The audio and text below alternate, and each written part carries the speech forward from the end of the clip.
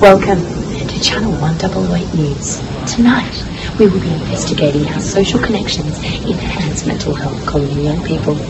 In recent years, the increasing use of technology has set to lead to poorer social connections among young people. We aim to explore the weight of this by observing the use of mobile phones in university students. We will cross to Julia, a first-year health science student from the University of Sydney, to get her view on social connections between young people. Thank you for taking the time to be interviewed today, Julia. Please inform me, how would you explain your level of social connection? Currently, I'm involved in more than one social connection such as workplace, sports, university, and family. And I'm pretty sure that many people have more than one social connections. Great. So do you think it's beneficial having more than one social group with whom you can connect? I think having more than one social connection would be beneficial in terms of enhancing mental health, because one of the main factors in unhealthy mental health is loneliness. Especially when I'm at uni, I have found a group to interact with who have made me perform better as a result of their encouragement and support. So I feel like I'm in an environment which fosters my mental health positively. Amazing.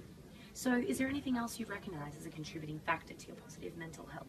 I reckon through different types of social connection, individuals will be able to learn and gain different perspectives and knowledge, which will mature them, hence gain better self-confidence, which directly links to having better mental health. Thank you for your time, Julia. Now, we'll cross to Dr. Davis, who believes there is an opportunity for young people to enhance their mental health through further social connections. Thank you, Arizona, and good evening, Sydney. And yes, while the world is growing more and more connected with less and less barriers to social interaction, the evidence is showing that in this world, the modern person is becoming more and more isolated. The key issue in this is that people are not getting the required level of genuine social connection. Numerous studies have shown how being lonely can significantly affect your mental health, with increased risks of depression and anxiety, and some research even suggests that loneliness can cause physiological problems too, like increased blood pressure. However, the solution to this is not a pharmacological one, as while medication may assist with mitigating the effects of social isolation or loneliness, the far cheaper and more effective cure and preventative measure is to remain connected with those around you. This can be done through physical interactions on a day-to-day basis with a real connection to other people, or by participating in in-depth and meaningful communication online, on social media platforms such as Skype and Facebook. The important point to remember is not the form the communication takes, but rather the quality. Social bonding and communication is one of the most effective ways to increase resilience to depression and anxiety and improve general mental health. I'm going to speak to another young lady by the name of Dana.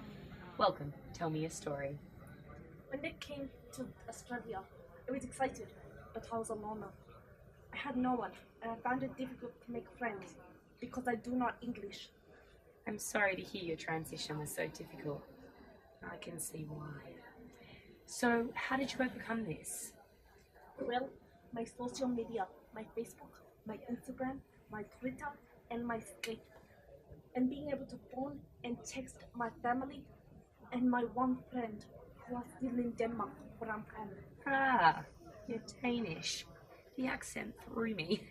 Well, my name Dina literally translates to from Denmark. Anyway, getting back to it. I was able to stay really close to them even though they were on the other side of the world. So look, all my racing calls are all from my family. How nice. So even though I was alone here, social media and my phone helped me to stay close and not make me feel lonely. So you believe it was social media in which you were able to maintain your social connections with your family? Yes, so with this social support network, it helped me to feel connected. And when I was down, they were able to give me sympathy, which was really all I needed. And it made me feel better. Oh, fantastic. Well, I guess I should thank you for your time and for sharing your story today. No, thank you. And to my mommy and my daddy and my one friend Tommy, I miss you. With this new research and the evidence provided tonight by Julia, Dana and Dr. Davis, we can have hope in the power of social connections in enhancing the mental health of young people. both through connections with others and the use of social media for our future generations.